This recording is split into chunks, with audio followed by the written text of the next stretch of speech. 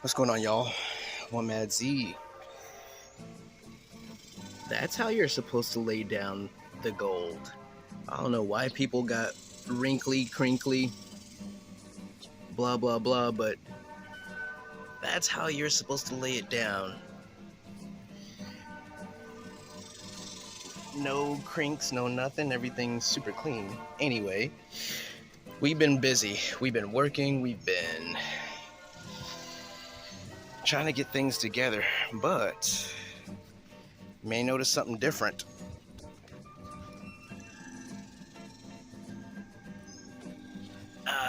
That's some. You want to talk about Fitment? Don't get no tighter than that. We've been busy. We've been doing research, getting tires. So we finally got some new tires after the whole wheel destruction incident that happened. We got some Continental Extreme Contacts Sport. Good high performance summer tire. But see, this is where we changed it. I couldn't find any more Dunlops. I had some Dunlop Durezas on there, and they were 265 30 19s, and they stopped making that tire, and so I couldn't find it anymore. So I had to get some Continentals, and I threw some Continentals at the beginning of the year on the front because I still had those Dunlops. But after all that, switch it out, and man, am I super pleased with that.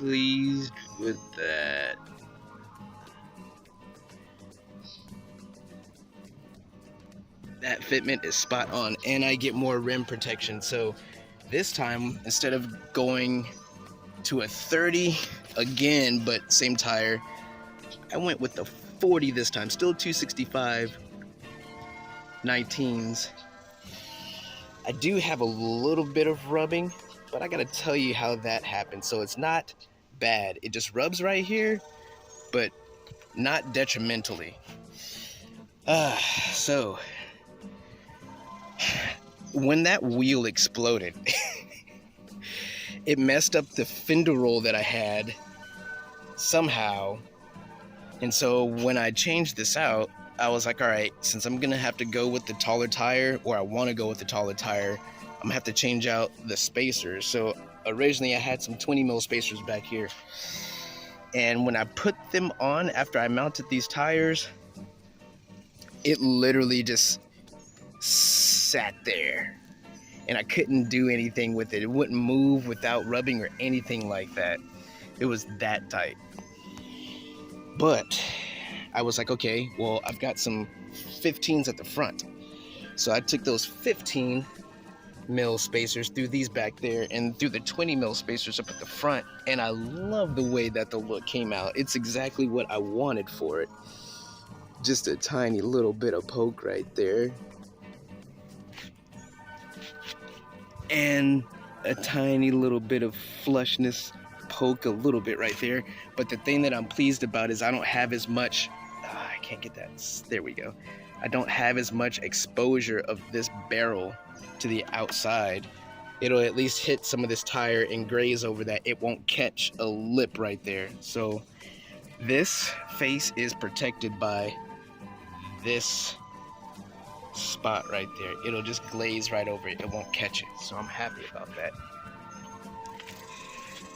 It is even better on the front, the protection right there. But anyway, so we redid these tires and this setup, and I'm so happy the way that came out.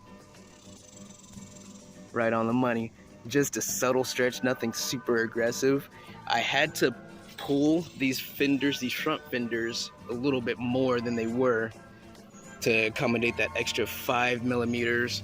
And dude, these fronts don't even rub. I did it just right. So everything was bang on with this. Then, as busy as we've been, things have been decent. Dang, that joint is nasty, bro. Come on. Look at that. That's so tight. So tight. I should have did this the first time around. I like the way that the car actually feels, and it actually has more traction. I took it for a drive yesterday and gave it a little a little bump or whatnot, and it actually bit the pavement and dug in, whereas the Durezas, and again that has to do with the compound of the rubber, but they would have probably spun a little bit. These just gripped into there, so definitely got the footwork right. We are gonna refresh this suspension right now. It's on a custom set from Vogtland Suspension, which they are out of Germany. They've been around for over 100 years. They participate in all kinds of motorsports, including NASCAR, Baja 1000, drift, sport trucks, all kinds of things. And so that suspension that's on this vehicle has been on there since I've had it. And I've had this for 10 years. And so it's time to revamp that suspension. So I've got some things in mind. Trying to figure out if I'm gonna do air in it, or if I'm just gonna go for a conventional set of decent coilovers. I'm not going overboard with it. I'd say my limit would probably be about $1,000 to maybe $1,200 for coilovers, but if I can hunt for something around $500, $600, $700, now we're talking. So maybe towards the end of this year I may be getting around to that, but right now I'm just enjoying this car the way that it is. I'm happy. I'm glad I got it back out on the street to run it. It feels good. Never missed a beat. It was 4 months down. Now we're rolling. All right, you guys. It's one Mad Z. You guys have a good day. Be safe out there. We are out of here. Maybe not.